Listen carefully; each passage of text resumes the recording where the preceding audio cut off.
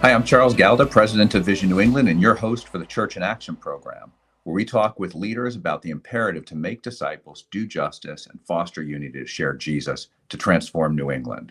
If you're watching on social media, you'll be able to tell I'm not in my normal location. I'm on location, as they might call it, at Cape Cod Church in East Falmouth.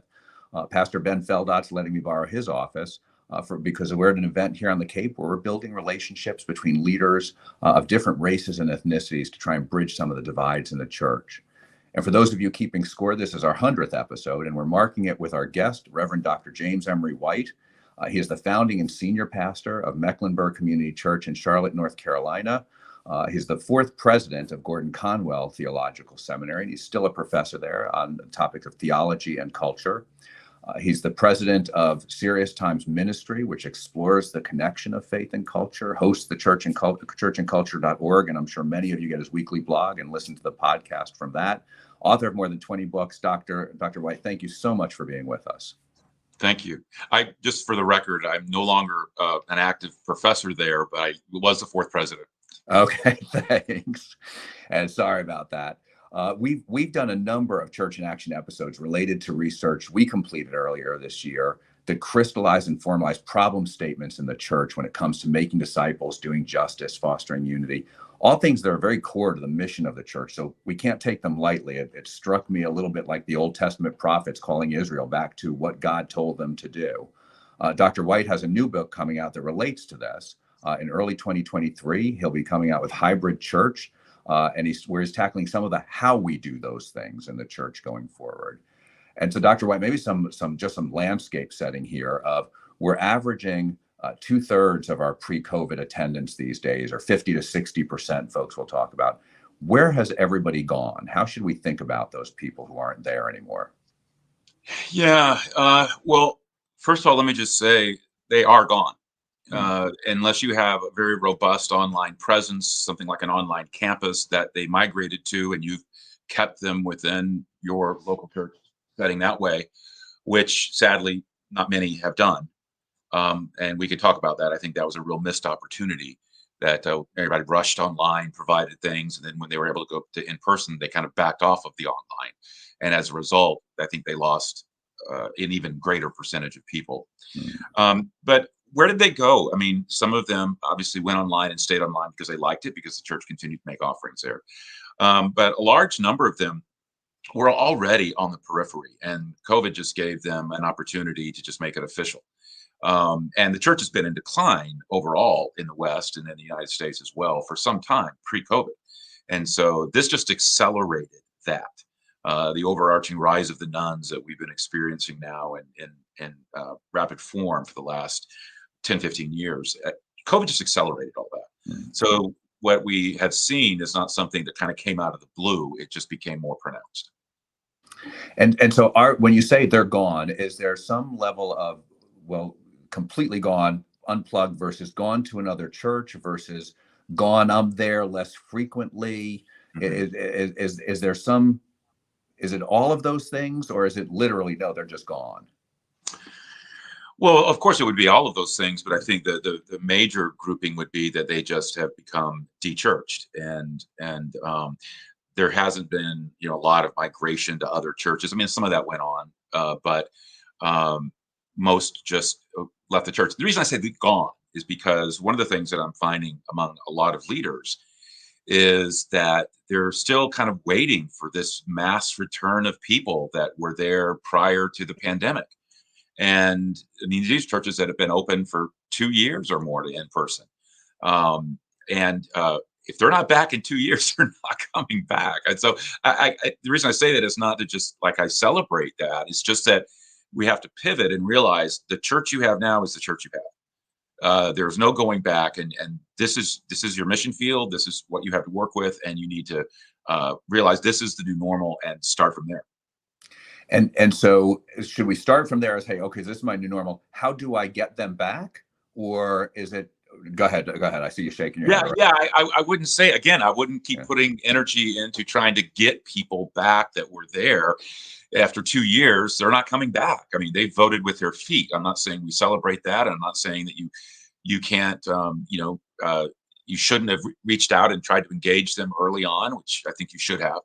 But now reach the unchurched. Go after the people who your mission field, and with great fervor. And I mean, if there's appropriate ways to continue to reach out to the base that you had before, it's not that you ignore it, but it's just that that's not really going to be where the most fruit lies. They have made a decision, and hopefully they'll return one day, but you just need to keep going after the unchurched. And so you talk about, as I think part of this concept of phygital. And so what is phygital? Yeah, well, that is, there's two terms that you've used, and both of them are important to understand, but they're related. One, you mentioned hybrid church. Hybrid just simply means that, a combination of two things that to go together that you'd not have thought of putting together before. And for hybrid church, that means the physical and the digital, and that the church really needs to awaken to the fact that there has been a digital revolution, and that we live in a digital world, and communication is digital. And so a hybrid model is one that takes that into account, that you have to have ministry, you have to have outreach, you have to have even community and everything else. You're going to have to be physical and digital, and that hybrid model. And that's the way the world is. And then phygital, which is a combination of physical and digital, is used in a different way. A phygital model is where there is a seamless integration between the physical and the digital when somebody actually comes and interacts with you physically. So if you were to enter into a church that is taking the phygital seriously, then there's this seamless integration between your online engagement with that church through your app, and how you interact with various resources and services and opportunities. And there's this seamless integration between that experience online and the physical experience. So to use a marketplace analogy, for example, if you were to go onto the website of IKEA or something like that and shop around the catalog and maybe even buy something, when you go to the store, you can seamlessly interact with that, maybe even pick up what you ordered. It's just a seamless integration, whether you're interacting with them physically or digitally. And so are there some examples you'd point people to in the church world, or some churches doing this right? And what does that look like as a church example? Are there some good ones out there? Well, I'd like to think Mecca is, and we certainly have been one of the leaders in this, and in terms of just being a hybrid model.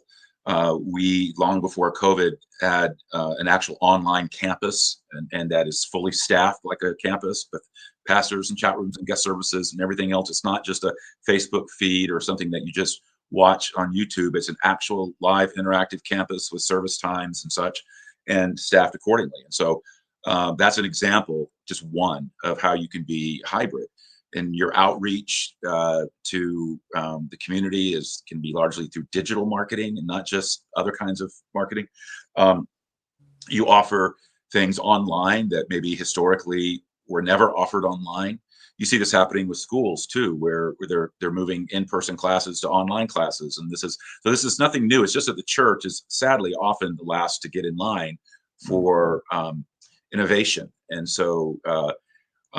And that was one of the things that saddened me about COVID, because it threw all churches online. It kind of forced churches to do this, and there was a missed opportunity for a lot of churches to when they didn't take that ball and run with it and continue to be a hybrid model. Now, I can hear some people saying, "Hey, everything you described sounds like it's doable in the large church world." Most of New England churches, most of us are not large, and so. Is there a different way to think about it for small churches, or is the answer no? You've got to be thinking about it this way because there's still opportunities. Yeah, Charles, I don't see this as a large church phenomenon or something that's only available to large churches.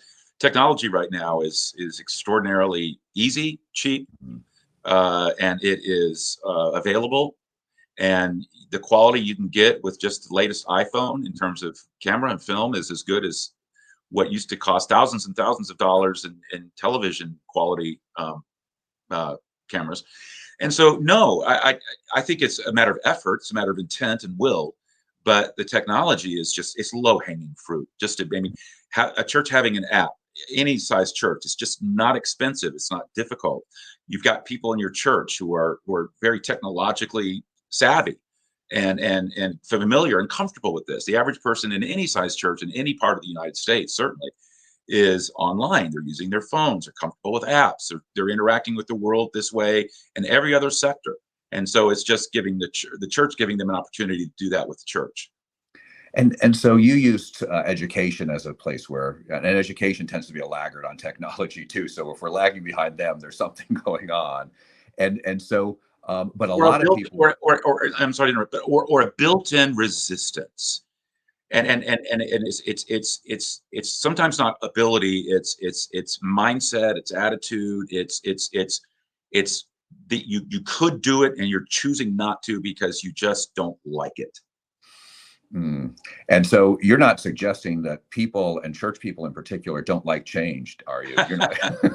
It's so interesting. It's just so we get it in our head that there's a certain way to do things, and that's the only way to do it. And then we build theological fences around our personal preferences, and we make it sound as if it's sacrosanct and it's in the scriptures. And quite frankly, it's often not. That must be a Georgia thing. We don't see that in New England at all. And actually that's what I want to talk about, because I think some people would point to that school experience and say, well, that's not, we didn't like that experience. It wasn't as effective. We've lost all kinds of capabilities in doing that. And so aren't we going to just do the same thing in church? And there's too many things missing that can't be replicated online. Are those things true, or are those things what you're just talking about? We're just wrapping our theology around the method we like. Yeah, well, I think it's not a fair analogy in my thinking to say that when we made school online for like a third grader for 7 hours a day, that's the same as the church being dragged kicking and screaming in the 21st century and embracing the technology of the day. Those are really two different things, I would say. And I would say there were so many things that made online learning difficult, and not the least of which it was a challenge to the parent too. So I mean, I think what we're saying here is that the average person today expects everything to be hybrid. They expect to be able to shop online or in person. They expect to be able to watch a service online or in person, and they're not wrong to have that expectation.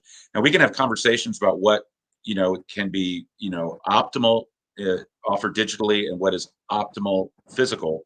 What needs to be embodied theologically and what doesn't need to be embodied. But we need to have a fresh conversation about that and some fresh thinking, because a lot of times when people say, well, you can't do that online, well, you're just saying that. Whereas a 20-something says, well, not only can you, but we are.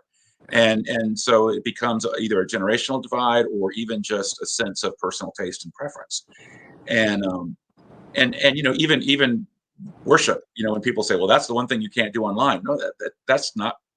We are define gather together. I mean, and then they'll throw out that verse that says, "Don't forsake meeting together." But of course, when you read that passage, it has nothing to do with worship. That's not even the context. It's all about don't forsake individual interpersonal relationships with other Christians that can be iron against iron.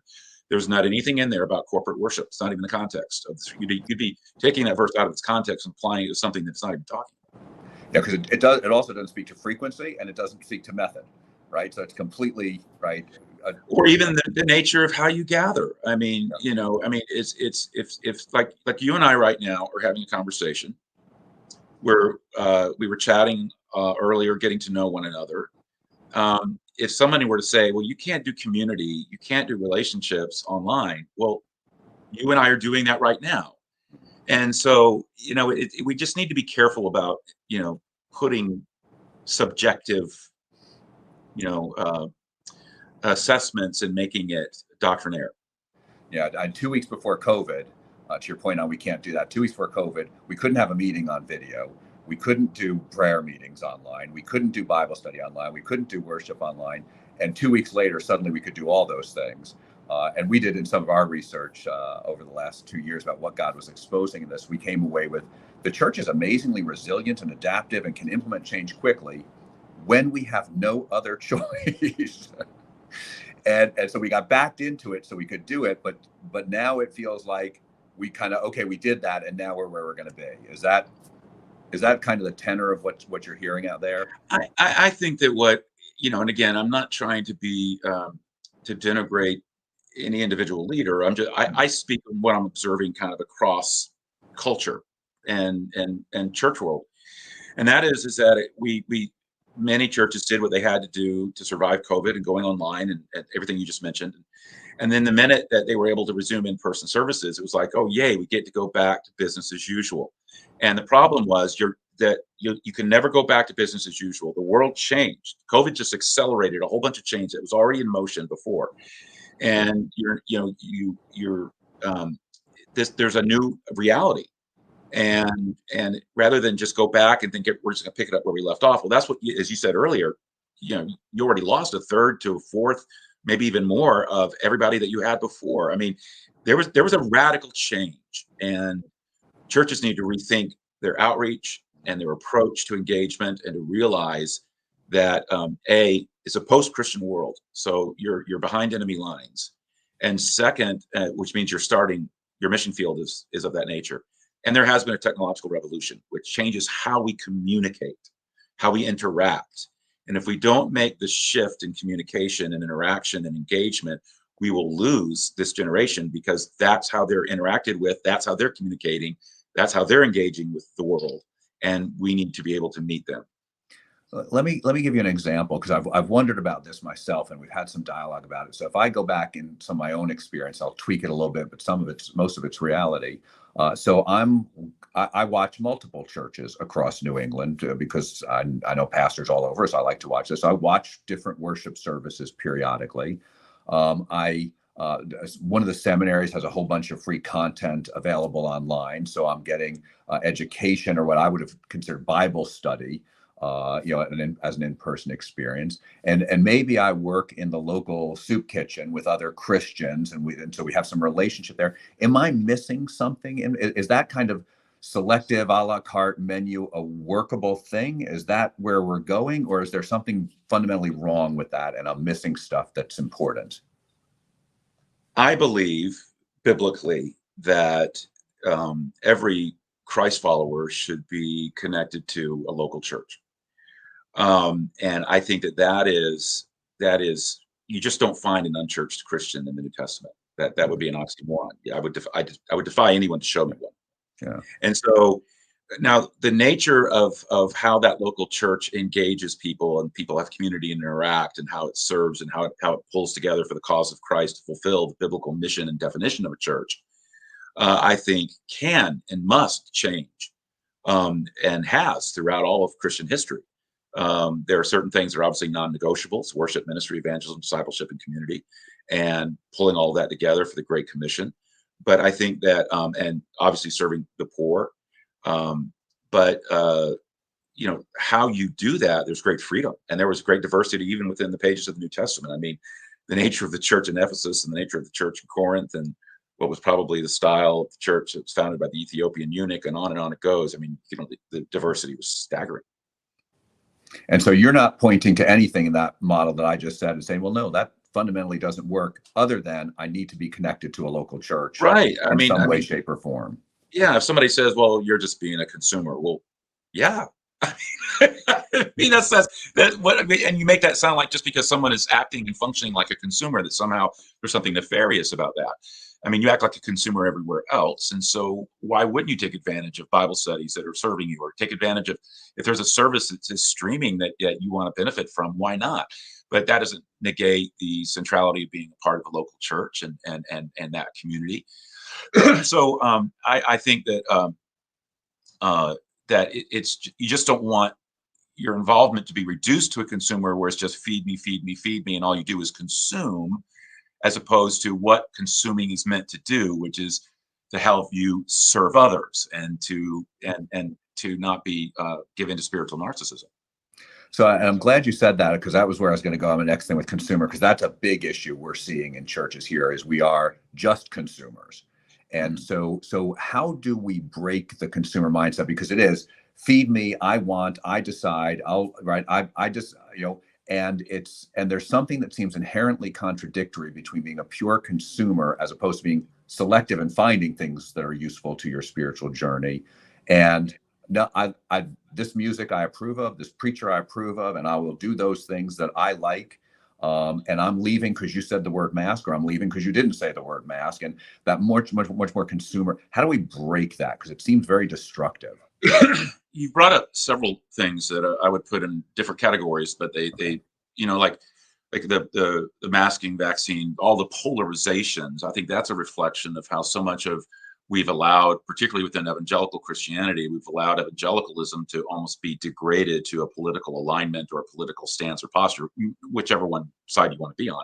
We've politicized that and made politics and that almost our religion, and more important than the Christian faith. But we've just baptized it with Christian terminology, but we've taken these issues, we've elevated them to the passion, the fervor, and the emotion of an aspect of historic Christian orthodoxy. In terms of spiritual narcissism and the consumer mindset, I think most of that flows from the fact that the church has many times just kept taking us off the ball of mission. We've created this consumer monster. We've made churches be about the already convinced. And then we go around saying, okay, how can we attract the already convinced? And we're going to grow our church by reaching the already convinced. And so we are in competition with other churches. And we're trying to get people who have moved into the area, who are looking for a church, want to pick us. And we silently, secretly celebrate it when somebody comes to our church and has left another church. And all of this is deeply anti-mission. It's not missional at all. And so when the church gets away from the mission of saying, look, when we grow, we want to grow through the unchurched. When we're really not interested in transfer growth. There could be 17 churches on the street we're on, and it doesn't matter because we're not after someone who's interested in finding a church. We're after a hardcore unchurched person. And when you have that in your DNA and you keep that mission central, and then it tends to go to war against spiritual narcissism and this consumer mindset about me, me, me, me, me. In fact, we have a little mantra around Mech that we say a lot. We just say, hey, it's not about you. About the person who's not even here yet. I don't like that music. Well, it's not about you. Well, I don't want to have to park. It's not about you. And when somebody chafes at that, and you simply say, and it's not about me either. Yeah. We're dying to ourselves to reach a lost world, and we've got there's all kinds of ways to get our needs met, but we're not going to prioritize the meeting of needs over the reaching of the lost. It's not an either or, it's a both and, but we're going to do it in a way where we have a towel draped over our arm. We're going to basin of water. We're going to go about our mission and reaching people with a foot washing mentality, a servant's mentality. And that's going to mean by necessity, a death of self. So I would call myself a Baptist today, but there's a lot of Irish Catholic in me growing up. And so the Irish Catholic guilt comes through. And so this is going to sound like that, but don't we often say, well, of course, no, it's not about me. And then but in reality, it stays being all about me. And I don't even realize the disconnect in what I believe and what I'm doing. Is that fair? Sure. And that's what, pastors and leaders, that's where we come in. We come in to give spiritual accountability and leadership and teaching. And we're the ones that should be keeping the evangelistic missional flame burning white hot in the church, and that flows from us. And so, are we setting that culture? We really do create a culture in a church, and so many times people will come to Mech or interact with it in some way. They had interacted with from afar, but then they interact with it kind of up close, and they say, "Wow, you guys really are all about reaching the unchurched." It's not just rhetoric. It's like it shapes what you do on any given day. It's how you think about things, and through that lens, and then they're also shocked that we do discipleship as robustly as anyone. And I always joke, because then they find out where 70% of our growth comes from the unchurched, which it does. 7 out of every 10 has come from an unchurched background. So they automatically assume, if you're doing evangelism, you must not be doing discipleship. And I always say, friend, if you're doing evangelism, you've got to do discipleship, because all you've got are young Christians. You get really good at that and intentional if you're really reaching people. But so this is where leadership steps in and really keeps that in the culture. Yeah, I think so. What we've seen here is in theory, you're doing both, but we really do tend to focus on one or the other in our churches. We see churches tend to be good at disciple making, or at least components of it, and churches who are really good at evangelism. And it's a real struggle to get them both together. How did you guys get there? I mean, I joke in that it's just what a biblically functioning church does. I mean, if the church is being the church, you're just going to do both. It's not. I mean, we're the ones that have created this dichotomy between discipleship and evangelism, and then we get really turf oriented about making the claim about which one is which. We've just had it very simple. We said, look, obviously evangelism is in the vanguard. Why? Because if you don't evangelize, you don't have anybody to disciple. So you gotta. So it starts with evangelism. And so we just have a kind of a sense of turning a flywheel, of evangelizing the lost, and then second, assimilating the evangelized, and then third, discipling the assimilated, and then fourth, unleashing the disciple. And you just work that flywheel. But we're under no illusions. I mean, all of it's critical, but it starts with evangelizing the lost, because otherwise you don't have anyone to work the rest of the flywheel with. Yeah. And if you're not discipling them, they're not going out to evangelize the lost. True. Right? But that's another thing too. What are you discipling someone for? This is another huge issue that I'll just speak for us. We're not discipling someone so they get spiritually fat. We're not discipling them so that somehow we're going to give them some nuance of a Greek word behind a New Testament idea that they hadn't heard before. We're not trying to just kind of, the average Christian already knows far more than will ever be able to act on or will ever obey. And so, it's, yes, we're discipling, but we're discipling people for the mission. That's what you disciple people for. When it says, and make them disciples, what did Christ want disciples to do? The whole goal of becoming a disciple of Christ was to go out and interact with the world the way Jesus did, which was to reach the lost and care for the poor. And so you didn't just do that for head knowledge. You did that so that you could engage the mission and be grounded in the faith in a way that you could actually go out and be part of the mission. And so you see this all throughout the book of Acts. It was all about the mission. And so when you start discipling for discipleship's sake, just knowledge, biblical study, but it's not for anything, then I think that you just create more of this consumer mentality in the church that says we're all about the already convinced. And I'd like to go back to something else you said, because I think we're seeing a fair amount of it. So I'd like you to speak a little bit more about it. When you said you can't be an unchurched Christian, we're seeing more and more people who profess Christianity, profess to follow Christ, but I watch church, or I don't even watch church, but I'm certainly not connected to a church. Talk more about when you say, well, then you can't be a Christian if that's the case. What do you mean? No, I'm saying that there's just that definitionally, you'd never find an unchurched Christian in the New Testament. That would be unthinkable, and that would be unconscionable.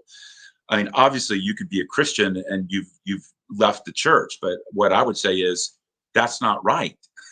Okay. You're not, let me, you want to admonish those people and just say, hey, brother, sister, that's not Jesus' intent. That wasn't meant to be an option.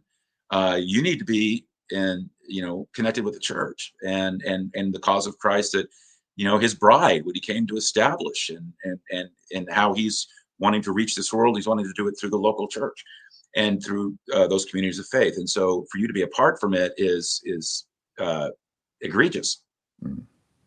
Well, hey, 2 minutes left. I want to go back to another topic. What would you say if I asked you, what should I stop doing? I'm the church. What should I stop doing? What should I start doing? What's the most important thing we haven't talked about, or have, and you just want to stress?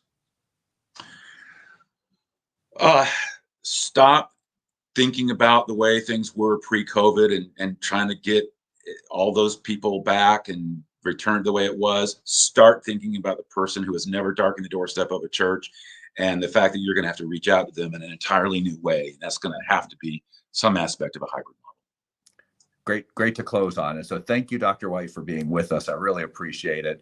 The book is out in early 2023, Hybrid Church.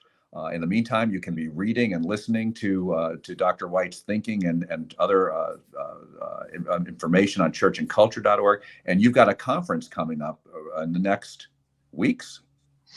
2 weeks from now is the annual Church and Culture Conference. It's a live streamed event. You can get all the information about it on churchandculture.org. And tons of great content lined up in that agenda. So thank you for that too. I'd also like to thank our producer, Jess Mangano, and our listeners. Hope this dialogue helps us be the people of God doing the work of God to transform our world. Visit visionnewengland.org for past episodes and resources. Click Donate to partner with us to accelerate evangelism. This program is brought to you by our friends at the Luis Palau Association, who are dedicated to proclaiming the good news, uniting the church, and impacting cities worldwide.